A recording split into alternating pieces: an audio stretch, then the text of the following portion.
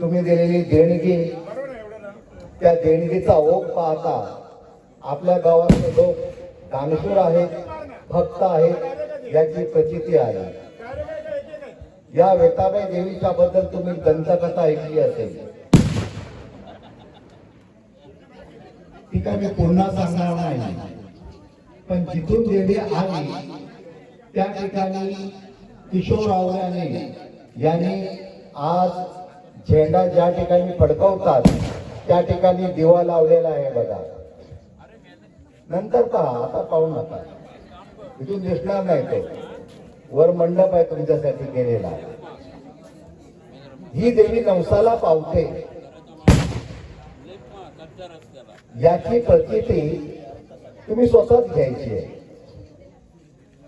अनेकांना वाटलं की ह्या देवीचं आपण एवढं मंदिर आहे, इतकी वर्ष, ते आपण मोठं बांधूया, स्लॅबचं बांधूया, त्यावर मोठा कळस बांधूया, असा विचार येतोय ना येतोच. अनेक हात पुढे आले आणि एक व्यक्ती अशी होती या ठिकाणी, त्याचा जातीने त्या कामावर लक्ष होता. कामगारावरती काम सोडलं आणि झोपायला गेला असं नाही. आणि गंमत म्हणजे 2 महिने ती व्यक्ती या ठिकाणी आहे, उपस्थित आहे, दिवस रात्र आहे. ज्यावेळी ते पहाटे कोण येत नसायचं त्यावेळी व्यक्ती इथे उभी. आणि अशी घटना घडली. त्यांची पत्नी, काल दुपारी बोललो, काही लोकांना कळलं नाही, आता नसतील उपस्थित दुपारी. त्यांच्या पत्नी आजारी होत्या, हॉस्पिटलमध्ये होत्या. लोक म्हणायचे, अरे तू काय करतोय, ते काम करतील ना, तू जा जरा बायकोला बघ जा. तिकडे बायको तळमळते. आणि अशा वेळी जर नवरा असेल तर त्यावेळी बायकोला खूप दवापेक्षा आपला नवरा जर समोर असेल तर बरं वाटतं. मग ह्या व्यक्तीने काय केलं, मी कशाला जाऊ, ज्याची मी सेवा करतो आहे तीच तिकडे जाईल. तिने आता बघायचंय, ह्या मंदिराचा कळस होईपर्यंत मी ही जागा सोडणार नाही. आणि सगळा भरोसा देवीवरती ठेवून दिला.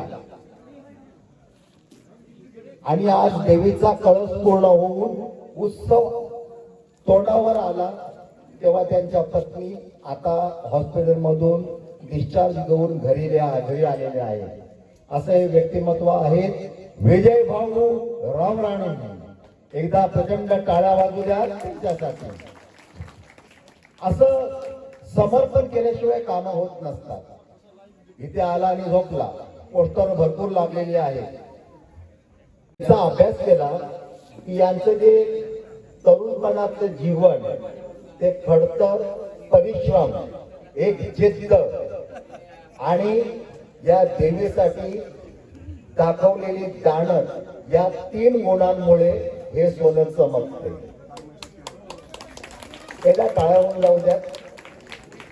त्यांच्याकडून मोठी देणगी आली. बरं, देणगी आली म्हणून नव्हे, पण त्यांची जी भावना आहे ती भावनेची कदर करणं हे गरजेचं आहे. आता मी हे सुरुवातीलाच का बोलतोय, कारण त्यांचा अजून मेकअप चालू आहे. त्यांचा मेकअप होईपर्यंत तुम्हाला असं साठवण ठेवणं बरं नाही. मी पुष्पगुच्छ स्वीकारणार नाही. आणि आता त्याचा स्लॅब पडलेला आहे. यावर्षी मात्र पुष्प घ्यायला हरकत नाही.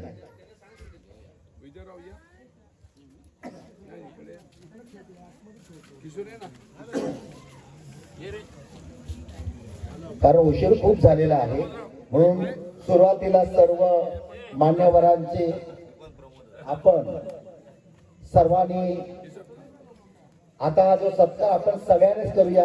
प्रचंड टाळ्या वाजवूया आणि या सगळ्यांचा सत्कार झालेला आहे असं आपण समजे. एक मोठं व्यासपीठ या ठिकाणी आहे. अख्खा गाव तुमच्या समोर. या ठिकाणी जमलेले सगळे भक्तजन, आदरणीय ज्यांनी मला या ठिकाणी निमंत्रित केलं ते माझे भाऊ, या ठिकाणी उपस्थित असलेले सगळे मित्र परिवार, मी फार वेळ घेणार नाही.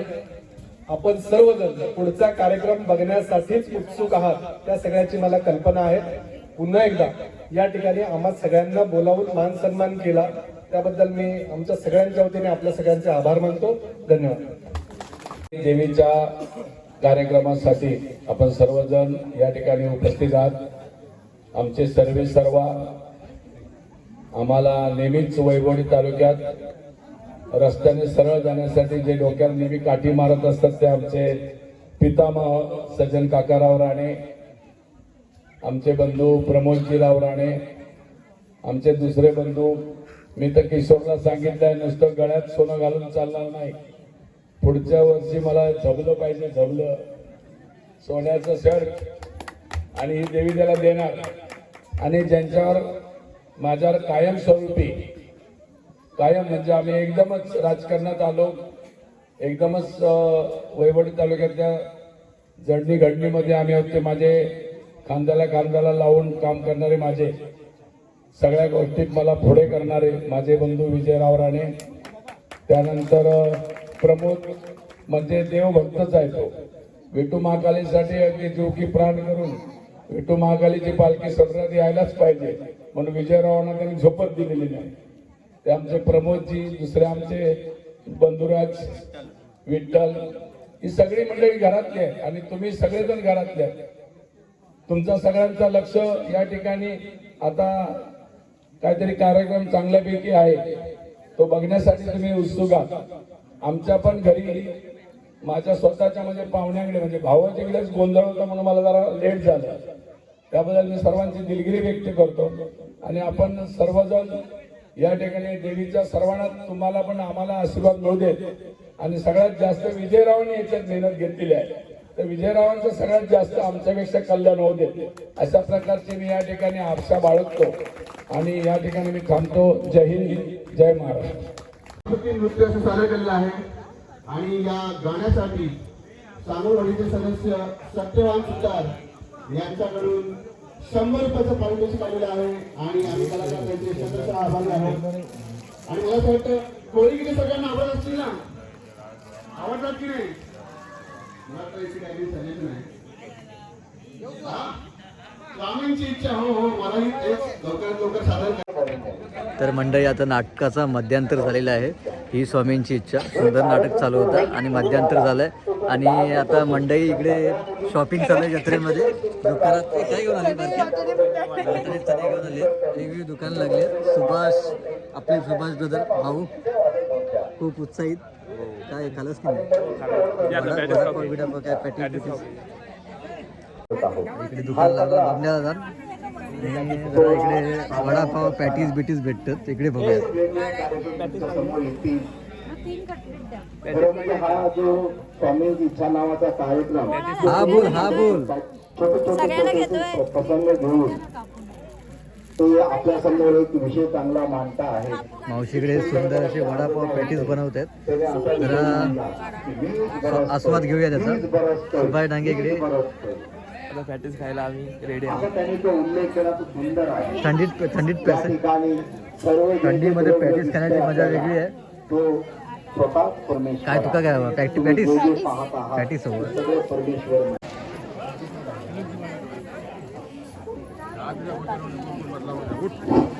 धन्यवाद.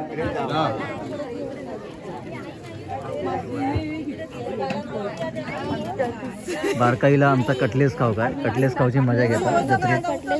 आणि कटलेस येऊ जरा टाईम लागेल तोपर्यंत आपण पुढे जाऊया बाकी दुकानाकडे. इकडे सगळे कटलेस खाऊ दंग झालेले आहेत.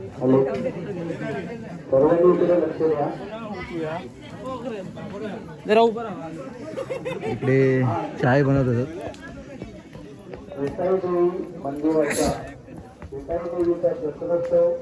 आणि इकडे दुकानं लागली आहेत वेगवेगळी लहान मुलांसाठी. भांड्यांची, आईस्क्रीमची आणि भेलचं वगैरे दुकान आहे इकडे. खेळण्यांची आणि कोकण मेवा. चला सगळ्या बहिणींची, मातांची आणि महिला मंडळाचे पहिले आभार मानतो.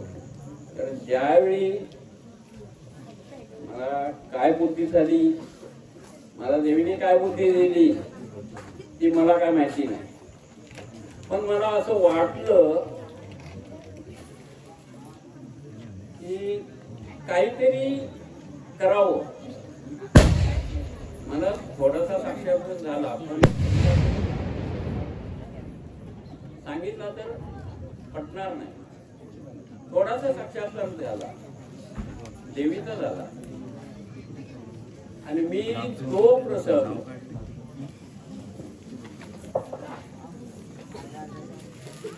आपल्या मंदिरामध्ये, श्रवणाच्या मंदिरामध्ये आपला तो त्याचा प्रोग्राम असतो होळीचा, आणि होळीचा प्रोग्राम झाल्यानंतर परत देव श्रवणाच्या मंदिरामध्ये येतात, त्यावेळी दोघा तिघांना बोलून दाखवला.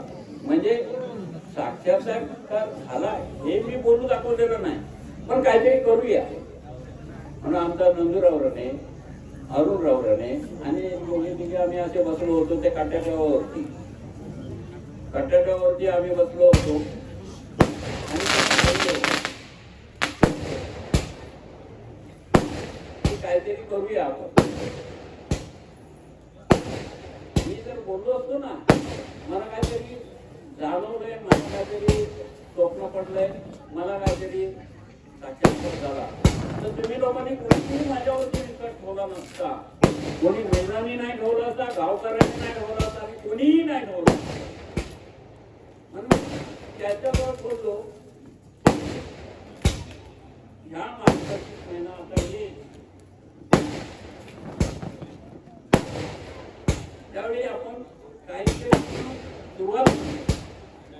मी म्हणतो पहिली 3 वर्ष मी पूजा खर्च मी करतो, हे आमचं ठरलं. अरुणरावराने, नंदूरावराने आणि मी, आणि असेच होते. म्हणजे ठीक आहे, करूया. हे झाल्यानंतर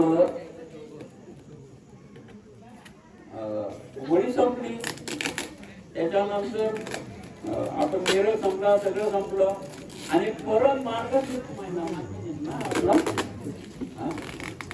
तो आला. पोष महिना आल्यानंतर अरे आपण बोललो, परत ह्यांना जागे करूया म्हणून नंदूला फोन केला, अरुणला फोन कर, अरे आपण बोललो ते काय करूया का, तर करूया. ठीक आहे. पहिली 3 वर्ष माझा खर्च, माझ्याकडे 1 रुपया पण नव्हता. देवीने काय केलं मला पण माहिती नाही. माझ्याकडे त्यावेळी 1ही रुपया नव्हता, पण मी सांगितलं की 3 वर्ष, पहिली 3 वर्ष, कारण कोणीतरी सुरुवात केल्याशिवाय कुठचाही प्रोग्राम होऊ शकत नाही. कोणतरी पुढे यायला पाहिजे. आणि झालं, यांनी सांगितलं करूया म्हणून सांगितलं. हे झाल्यानंतर मला प्रश्न पडला, महाप्रसाद घालायचा आहे. महाप्रसाद घालायचा म्हटल्यावरती आपल्या गावातली जरी लागली तरी 700-800 लोक येणार, म्हणजे 700-800 लोकांचं तरी जेवण आपल्याला करायला पाहिजे. आणि हे झाल्यानंतर ह्या नंदूला सांगितलं, अरुणरावांना सांगितलं, करूया म्हणाले. पण खर्चाचं काय, माझ्याजवळ तर काहीच नव्हतं, पण मी करणारच होतो आणि ते केलं पण. नंदूने तांदूळ दिलं, रेशनिंग होतं त्याच्याकडे, काय तांदूळ दिलं, माझ्याकडे पैसे नाही. मी वैभवणीच नाही, पहिल्या वर्षी मी कोंड्यातल्या एका माझ्या मित्राकडनं जे बाजार लागतो ना, तो बाजार सगळा 15-20 हजाराचा काय होता, तो त्याने दिला. दुसऱ्या वर्षी राजू पडवळ सांगवाडीचा त्याने दिला. तिसऱ्या वर्षी संतोष सावंत ह्याने दिला. आणि असं करून मी ते 3 वर्ष गेलो, माझ्या खिशातला पैसा मी थोडीफार जातात, तो प्रश्न नाही, पण मी पैसे बाहेरनं आणले. मी गावाकडे एकही रुपया मागितलेला नाहीये, गावावरती एकही रुपया वर्गणी बसवलेली नाहीये. आणि अशा पद्धतीने 3 वर्ष मी केल्यानंतर नाही म्हटलं तरी 1-3 लाख रुपये कमावले. कारण पैसे मी बाहेरनं आणले. पैसे बाहेरनं आणल्यामुळे पैसे जे इथे 10 रुपये कोणी दिले, 20 रुपये दिले, 50 रुपये दिले, 100 रुपये दिले आणि ते पैसे जमा झाले. 1-1.5 लाख काहीतरी झाले असतील त्यावेळी. ह्या पैशाचं करायचं काय? पहिली गुंठी किती होती ती तुम्हाला माहिती आहे ना, की एवढं होतं. हे मंदिर एवढं होतं का? नाही ना, एवढंच छोटस मंदिर होतं हे. मग त्या पैशातनं आम्ही हे ठरवलं मंदिर बांधायला घेतलं काय. आणि योगायोग असा की आम्ही साधं मंदिर बांधायला, पण हरिरामाने म्हणाला नाही, त्याने त्याच्यात गोंधळ घातला. पण त्याने चांगलं केला. त्यावेळी मला पण ते पटलेलं नव्हतं. कारण का, आपल्याकडे पैसे किती आहेत, माझ्याकडे पैसे किती आहेत, माझ्याकडे पैसे नव्हते.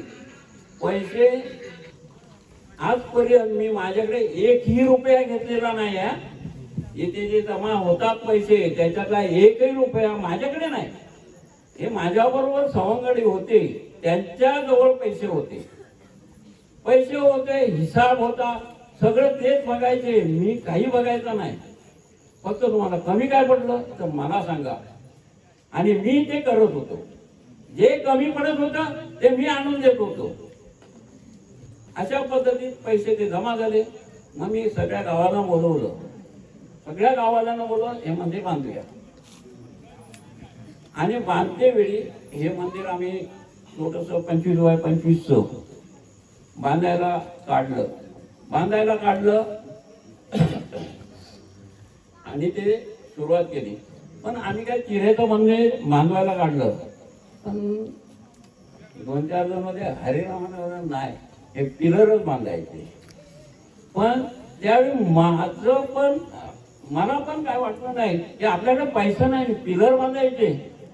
खाल पण वर पण, म्हणजे बिल्डिंगला जसे पिलर बांधतात तसे बांधायचे. आणि ते बांधायला घेतले पण, आणि बांधून झाले. काही कारणास्तव अर्धवट राहिले. मी मग ते वरचे 4 पिलर आहेत ना, ते आम्ही स्वतः टाकले. स्वतः मी घमेल उचलून, म्हणजे रेती, वाळू, सिमेंट मी करून आम्ही स्वतः टाकले. रमेश सुतार होता त्यावेळी, बाळा सुतार होता त्यावेळी, रमेश. जास्त मी पुढे काय करेन हे नाही, पण आता हे 2-3 खांब माझ्या बरोबर आले, मी 4था खांब आहे. याने जर केलं, आणि कसं आयुष्य किती आहे काय हे मला पण माहिती नाही. माझं आयुष्य किती आहे, मी आता आहे, आता सकाळी असेल नसेल. पण ह्याने जर, माझं एकच म्हणणं आहे, आता कोणीतरी हे पुढे चालवायला पाहिजे. हे इथे थांबवून जमणार नाही. प्रति अंगणेवाडी इथे व्हायलाच पाहिजे. आणि ते माझ्या हातात नाही, तुमच्या हातात आहे, माझ्या हातात नाही. मी माझे प्रयत्न हे करणारच. माझ्या जीव असेपर्यंत. आता मी तुम्हाला सांगतो ना, कमिटी आहे, कमिटीत मी कोणी नाही आहे, पण कमिटीत मी अध्यक्ष नाही, सदस्य नाही, कोण नाही, कोणीही नाही. मी अध्यक्ष पण नाही, सदस्य पण नाही. कमिटी आमची आहे, पण त्या कमिटीत मी कोणी नाही, पण सगळं हँडल मी करतोय. आणि मला करावं लागतंय. कोणासाठी करतोय? माझ्यासाठी नाही, देवीसाठी. मला 2-4 बायकांनी विचारलं, माझी बायको आजारी होती, 2-4 बायकांनी विचारलं, अरे भाऊ काय करतोयस? तुझी बायको आजारी आहे, हॉस्पिटलमध्ये ऍडमिट आहे, 3 दिवस कोमात आहे, जाऊन ये. जाऊन बघून तरी आहे. मी कशाला करू? हे तुझं काम मी करतोय. मी कोणतं काम करतोय? तुझं काम मी करतोय. देवीची एवढी फक्त श्रद्धा ठेवा. प्रत्येकाने श्रद्धा ठेवा. तुम्ही श्रद्धेने देवीला व्हायला, श्रद्धेने देवीवरती मनोभावने पूजा केलात ना, आणि मला पावली आहे. माझी बायको आजारी होती, 3 दिवस कोमात होती. मी वैभववाडीतनं जेवण आणत होतो. वैभववाडीतनं.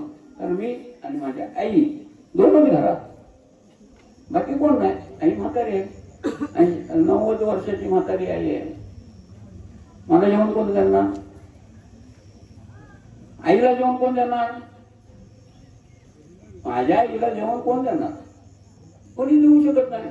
कारण आधी जर असतो ना खालच्या घरात, म्हणजे माझ्या जुन्या घरात, ते शेजार बाजारी होते, त्यांनी काहीतरी दिलं असतं.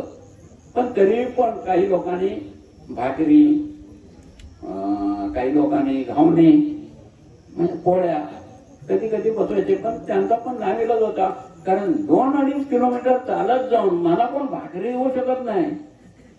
तरी पण देत होते ते. त्यांचे पण मी आभार मानतो. दिले. रामदास बाबर त्याच्यासारख्याने सुद्धा मला भाकऱ्या पोचवलेल्या आहेत. कारण माझ्या घरात कोण करणारच नव्हतं. मी वैभववाडीतनं चपात्या मागवायचो. बायको माझी कुठे? कणकवलीला हॉस्पिटलला, ती कोमा. पण मी देवीला एकच सगळं.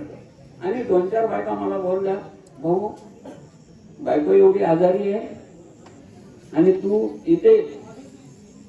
मी देवीला सांगितलं, तारलं तर तू काय, मारलं तर तू मार.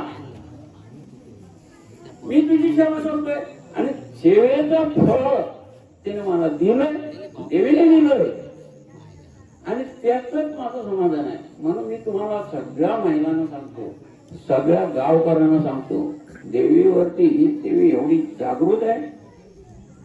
पण तुम्ही श्रद्धेने तिच्याजवळ मागा. मागू नका. मागायची गरज नाही. माझं काय असेल ते, काय करायचं असेल, माझं काय करायचं असेल तू कर, हे तिच्याजवळ मांडा तुम्ही. सहकार्य केलं. त्या माता भगिनी जे बंधू असतील त्यांची नावं पुकारली जातील, त्याने येऊन आपलं सन्मान चिन्ह घेऊन जाणे आणि त्याच्यानंतर हे केले जाते. तुम्हाला जी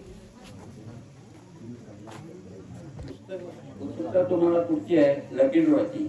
आता लकी ड्रॉ काढायचा म्हणजे 3 नंबर, 2 नंबरने 1 नंबर. आपल्याला पैठणीचा लकी ड्रॉ काढायचा आहे. एक लहान मुली पाठवा. आधी पहिला 3 नंबर काढणार, नंतर 2 नंबर काढणार आणि नंतर 1 नंबर काढणार. काय एक लहान मुली की कोणतरी पाठवून द्या. 3 आल्या.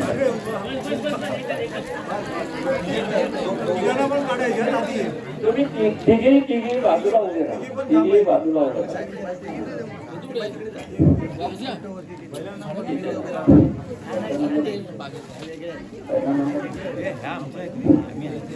आता हे बघा, पार्सलिटी आमच्याकडे काही होणार नाही. हा बॉक्सात तुम्ही चिट्या टाकलेल्या आहेत, तुम्ही टाकलात ना. हा बॉक्स अनेक लोकांसाठी आहे. 3 नंबर आणि 2 नंबरच्या चिट्या या बॉक्स मध्ये येणार.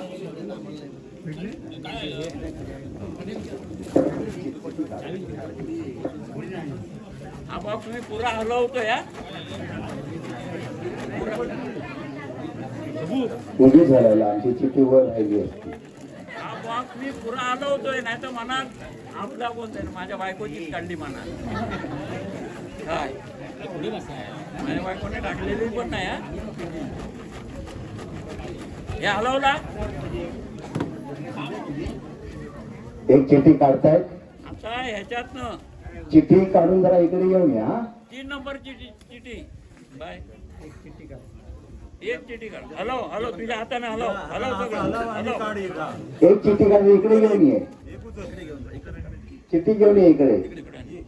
आण इकडे आण. इकडे आण. जरा उघडा.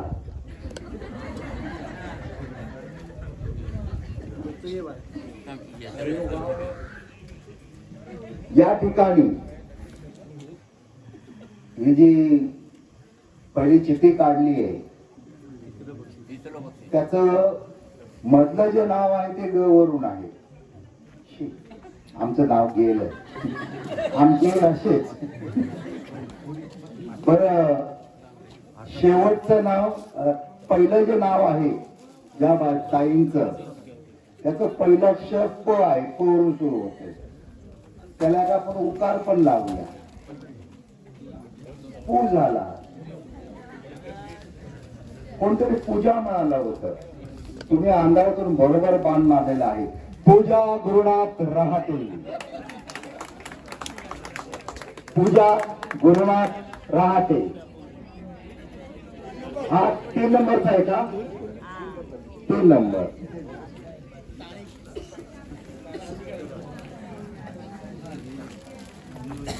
विजय भाऊंच्या हस्ते यांना साडी प्रदान करण्यात येत आहे.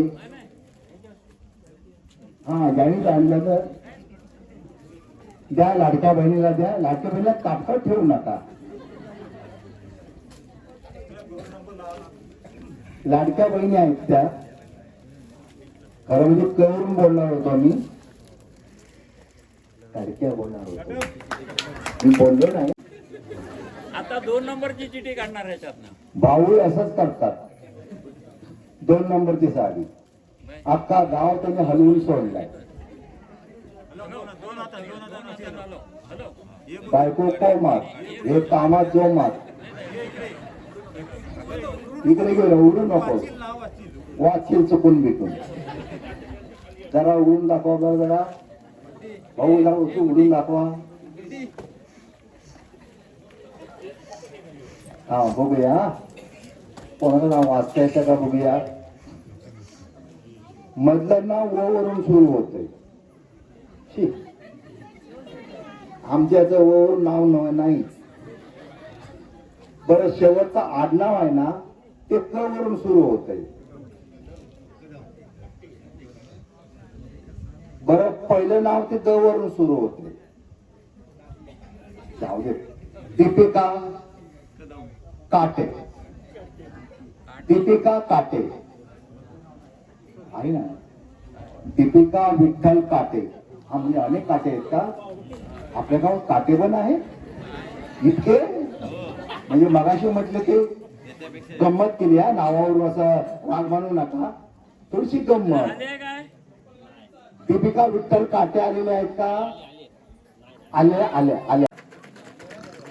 हॅलो चिठ्ठ्या गेल्या आमच्या खाली.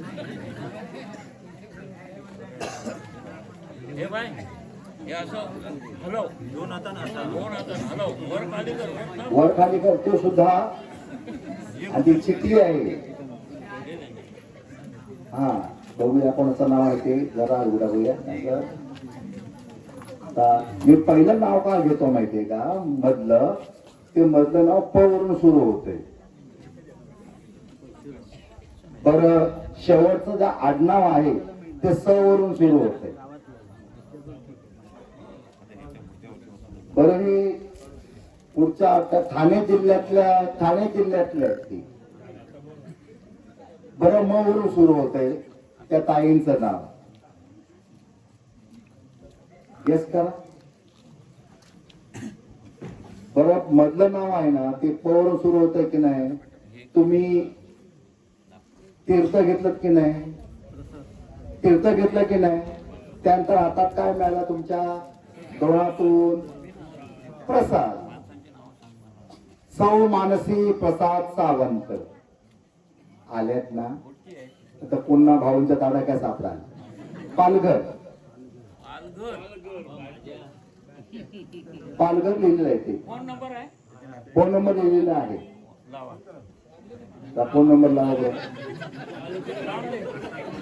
एक मिनिट त्याचे कोण पाहुणे पण आहेत का त्यांचे इथे? पाहुणे कोण आहेत का? नातेवाईक नातेवाईक? नाव सांगितलं ना, मानसी प्रसाद सावंत, मुक्काम पालघर. तर कोणीतरी पाहुणे असतील माहेरवाशी. इथे ते काम चालू होतं ना, वाळू चाळणं, हे माती आणून इथे टाकली होती ना, ती पसरणं वगैरे, हे काम काय होतं.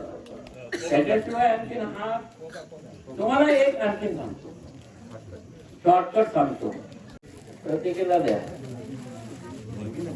मुलगीला स्वप्नालीची कोण आहे ना,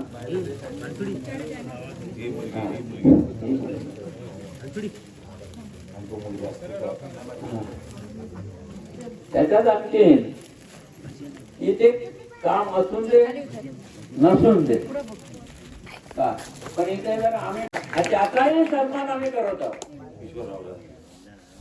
किशोर रावरांनी कडून दे त्याच्याकडे शर्ट आणि पॅन्ट पीसचं बरोबर ना, अष्टपैलू खेळाडू आहे, अष्टपैलू. षटकार आणि चौकार मारणारे आहे.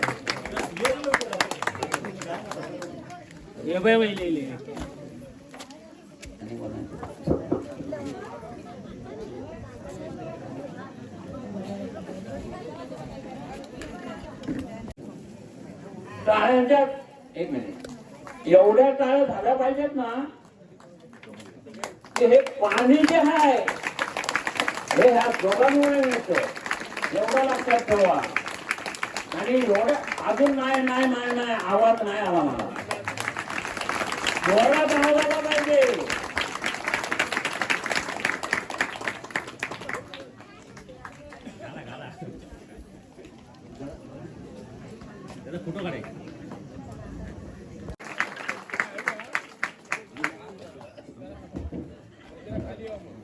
तसं ये प्रसाद ये कर तू पण कर, व्हिडिओ करतो.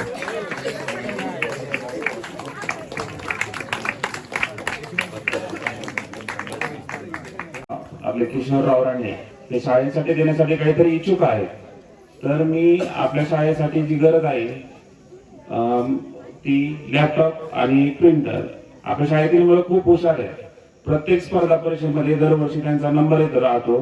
त्यांना प्रश्नपत्रिकेचा सराव पाहिजे असतो. आणि आता सध्या हे माहिती तंत्रज्ञानाचं युग असल्यामुळं मुलांना खडूफळ्याबरोबरच आता संगणकाची सुद्धा आवश्यकता आहे. आणि आपल्या शाळेमध्ये यापूर्वी त्यांनी संगणक दिलेले आहेत, पण त्याला आता बरेच वर्ष झाले असेल ती आता वापरामध्ये नाहीये. त्यामुळं त्यांच्याकडे मी नवीन लॅपटॉप आणि प्रिंटरची मागणी पहिल्याच वेळेस केली आणि त्यांनी लगेच आपल्या तिन्ही बंधूंशी चर्चा करून शाळेसाठी ते मंजूर केलं. तर मी सर्व ग्रामस्थांच्या वतीने, आमच्या छोट्या विद्यार्थ्यांच्या वतीने या सर्व बंधूंचं अभिनंदन करतो. धन्यवाद. आम्ही त्यांना येणाऱ्या पहिल्या 1 तारीखपर्यंत त्यांना लॅपटॉप आणि प्रिंटर हे त्यांना आम्ही शाळेमध्ये आणून देऊ.